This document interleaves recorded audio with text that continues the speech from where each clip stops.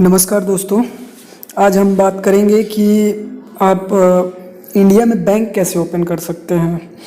तो first of all ये जानना है कि बैंक कैसे ओपन कर सकते हैं। उसके पहले कुछ जो टर्म है वो समझ लेते हैं कि हमें बैंक की ज़रूरत ही क्यों पड़ी, नीड ही क्यों पड़ी बैंक की।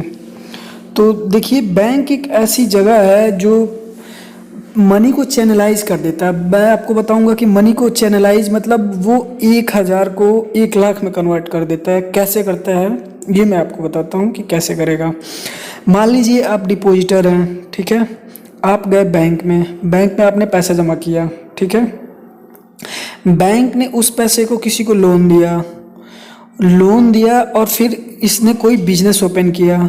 इसने बिजनेस ओपन करके वहाँ पे वर्कर को रखा। जो वर्कर होंगे उनको सैलरी मिलेगी। सैलरी मिलने के बाद ये फिर जो पैसा जो सेविंग करेंगे वो फिर बैंक में डालेंगे, ठीक है। तो देखिए, पैसा तो वही है सेम। 100 रुपये मान लीजिए, 100 रुपये लेके चलते हैं, वही 100 रुपये फिर घूम फिर के वापस फिर से बैंक के पास आया। तो ये चैनलाइज होता है। ऐसे ही बहुत बड़ी चेन बन जाती है और सिर्फ आपका समझ लीजिए कि 1,000 को 1,00,000 में कन्वर्ट करने की ताकत होती है बैंक में।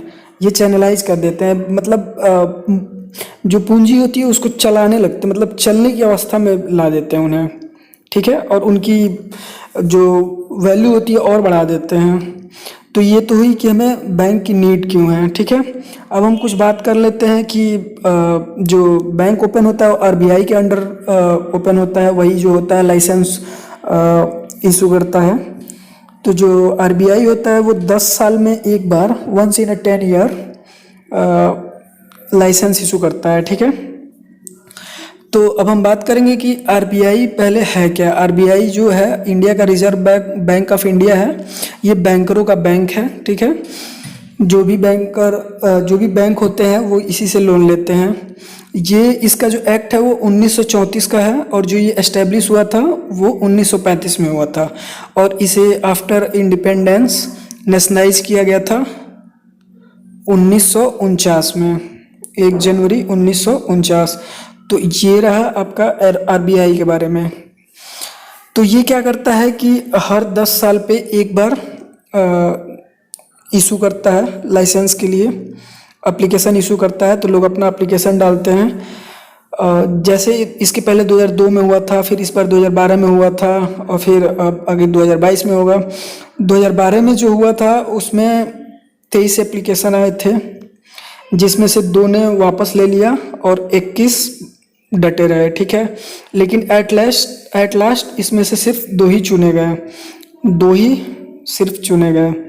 एक है आपका बंधन बैंक और एक है आपका आईडीएफसी बैंक।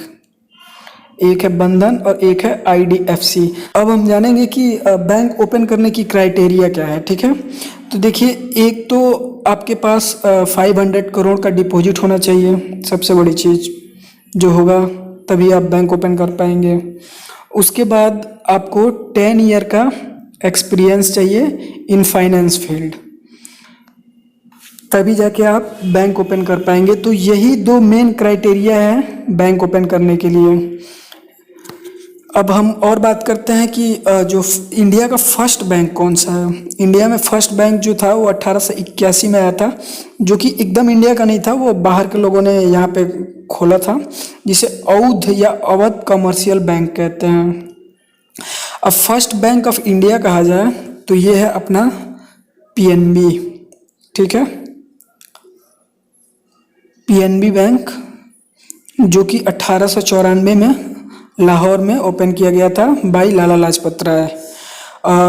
अभी आजकल जो आप एसबीआई का नाम सुनते हैं, एसबीआई को पहले इंपीरियल बैंक के नाम से जानते थे, जो कि 1921 में ओपन हुआ था, ठीक है।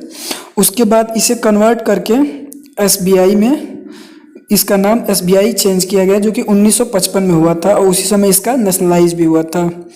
और एक इम्पोर्टेंट इन्फॉर्मेशन आपको दे दूं तो जो 14 बैंक थे उनका नेशनलाइज 1969 में हुआ था, 14 बैंकों का नेशनलाइज। तो फिर से एक बार बता दें आपको कि अगर आप बैंक खोलना चाहते हैं इंडिया में तो आपके पास 500 करोड़ का डिपॉजिट होना चाहिए और 10 ईयर का एक्सपीरियंस इन फाइनेंस होना चाहिए। अगर आपको वीडियो अच्छा लगा तो लाइक करें और हमसे जुड़े रहने के लिए सब्सक्राइब करें।